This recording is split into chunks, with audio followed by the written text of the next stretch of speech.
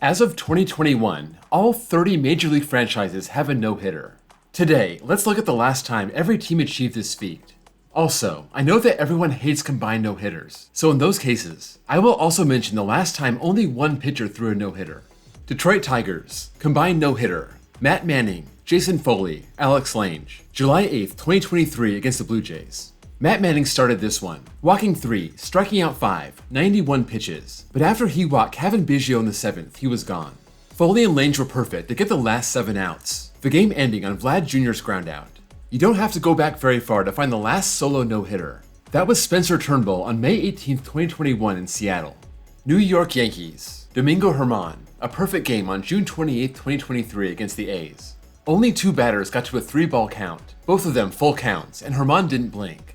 99 pitches, 72 strikes, 9 strikeouts. And yeah, I know it's Oakland, but nobody else is throwing a perfect game against them, only Domingo Germán. Houston Astros, combined no-hitter, Christian Javier, Brian Abreu, Rafael Montero, Ryan Pressly, November 2nd, 2022 against the Phillies. Yes, this is the World Series no-hitter, and it's the second one in 2022 that was started by Christian Javier. He only went 6, 97 pitches, 9 strikeouts, 2 walks. Then Abreu, Montero, and Pressly came in for 1 inning each, and Pressly did walk Kyle Schwarber, but aside from that, they gave up nothing. The last solo no-hitter was Justin Verlander on September 1st, 2019 against the Blue Jays. 1 walk and 14 strikeouts, the exclamation point on his Cy Young season. Los Angeles Angels, Reed Detmers, May 10th, 2022 against the Rays. It took him only 11 starts to throw a no-hitter, still considered a rookie in 2022. The Angels went up 8-0 early on, so he was relaxed and pitched to contact. Only 2 strikeouts, 108 pitches, only 1 walk, and that didn't come until the 6th. The Rays also got a base runner on a 7th inning error, and Yandy Diaz made the last out on a ground ball to short. New York Mets, combined no-hitter, Tyler McGill, Drew Smith, Joely Rodriguez, Seth Lugo, Edwin Diaz. April 29th, 2022 against the Phillies. 5 guys got the job done. McGill started but only went 5 innings. 88 pitches, 5 strikeouts, 3 walks. Not dominant, but still no hits. Smith and Rodriguez also combined for 3 walks, and by the time it got to Edwin Diaz, he struck out the side to seal it, JT Realmuto being the last victim. The only other no-hitter came 10 years prior, Johan Santana on June 1st, 2012 against the Cardinals. And of course, these days, that never would have happened with instant replay. Milwaukee Brewers, combined no-hitter, Corbin Burnes and Josh Hader, September 11th, 2021 against the Indians. Just like with Verlander in 2019, this no-hitter was Corbin Burnes' exclamation point on his Cy Young season. The only blemish was a walk to Miles Straw to start the 7th. Aside from that, 14 strikeouts and 115 pitches. It hurts to give up the ball 3 outs from a no-hitter, but that was their choice, and Josh Hader mowed down Cleveland in the 9th. There's that man again, Miles Straw, struck him out to end the game. For the last solo no-hitter, you have to go back to April 15th, 1987, Juan Nieves doing it against the Orioles. Arizona Diamondbacks, Tyler Gilbert, August 14th, 2021 against the Padres. He walked Tommy Pham to start the game. That seemed like a bad omen, but right after, he got the double play. The same exact thing happened in the 4th. Walk Tommy Pham, get a double play from Adam Frazier. He would walk 1 more, but that's it. 5 strikeouts, 102 pitches. And this was a bright spot for a team that lost 110 games that year.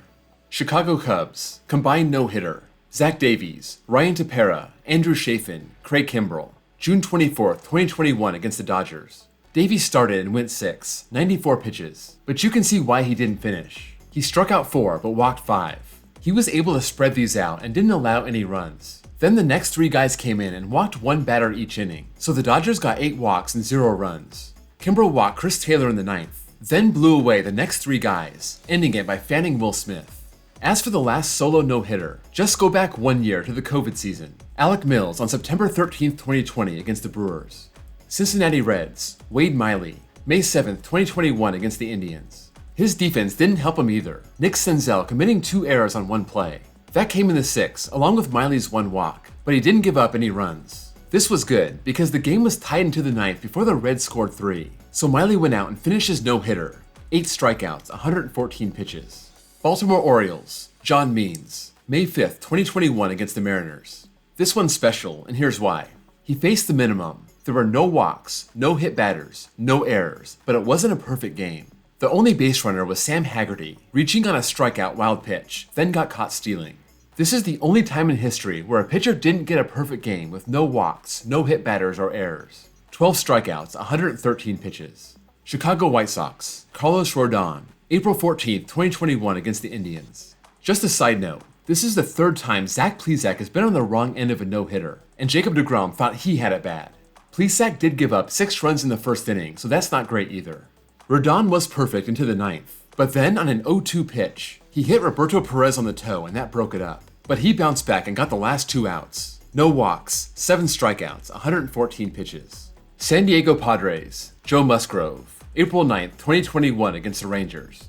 I will forever remember this day as the one time I had to use my tornado shelter, but everyone else will remember it as the day the Padres finally got their first no-hitter. Musgrove only let one guy get on base, hitting Joey Gallo in the 4th, and that was it. 10 strikeouts, 112 pitches, getting IKF to ground out to end it. Oakland A's, Mike Fiers, May 7th, 2019 against the Reds. He was about a league average pitcher in his career, but he has 2 no-hitters, this one being his last.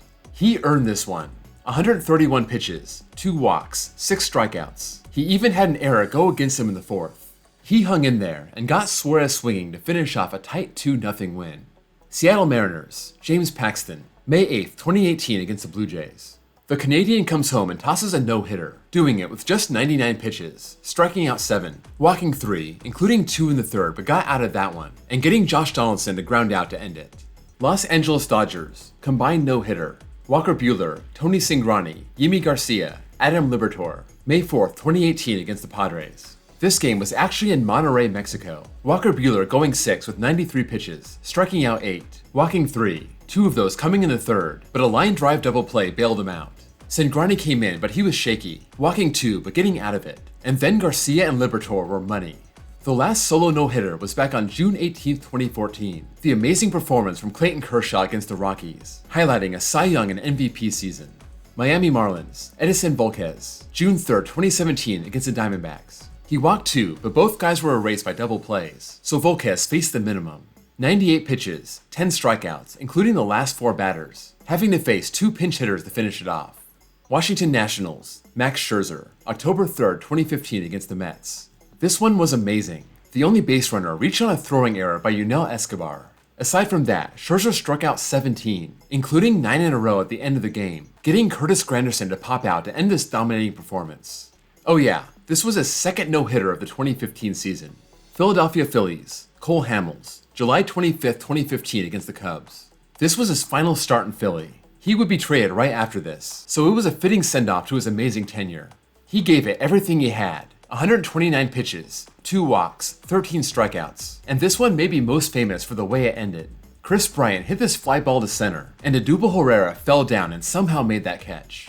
San Francisco Giants, Chris Heston, June 9, 2015 against the Mets. Right, that Chris Heston. He only started 33 games in his career, but that one night in Queens will always be remembered. 110 pitches, 11 strikeouts, no walks. He actually hit not one guy, but 2 guys, and it happened back to back. He got a double play ball right after. Oh right, then he hit MLB Network's own Anthony Recker in the 9th, then struck out the next 3 guys to end it. Minnesota Twins, Francisco Liriano, May 3rd, 2011 against the White Sox. Here's a line you don't see much. 123 pitches, 2 strikeouts, 6 walks. Edwin Jackson was on the other side. He knows all about no-hitters with a bunch of walks, but he was brilliant through 8 innings and he only struck out 2. Liriano got 3 double play balls to erase half those walks, and he got Adam Dunn to line out to end it, the Twins winning 1-0. Tampa Bay Rays, Matt Garza, July 26, 2010 against the Tigers. The Rays love getting no-hit, but they have only thrown 1.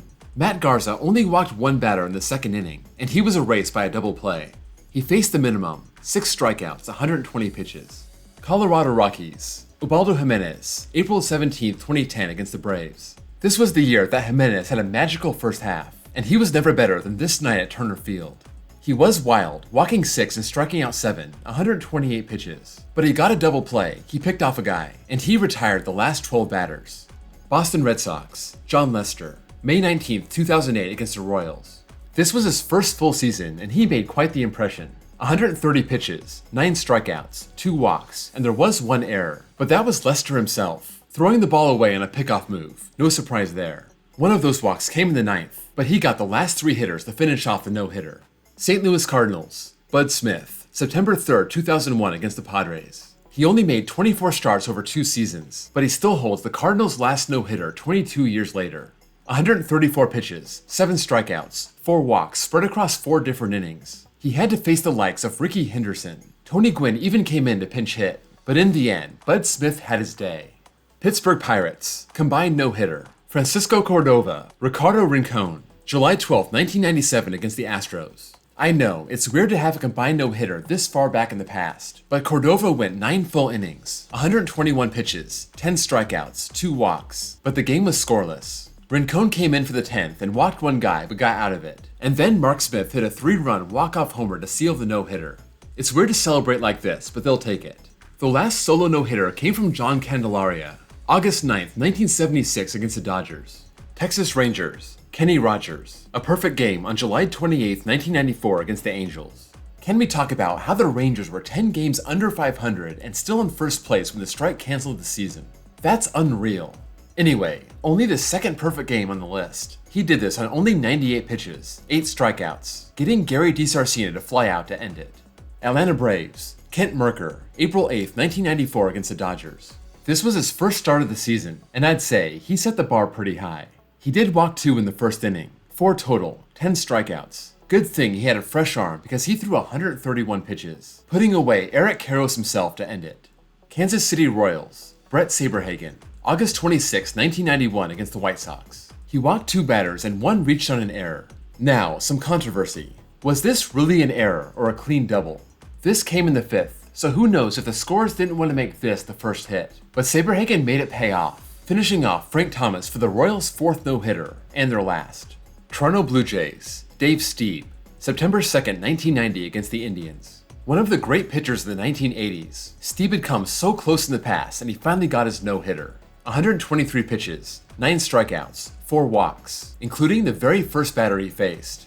This smash off Jerry Brown's bat didn't look good at first, but Junior Felix snared it and Stieb made some history.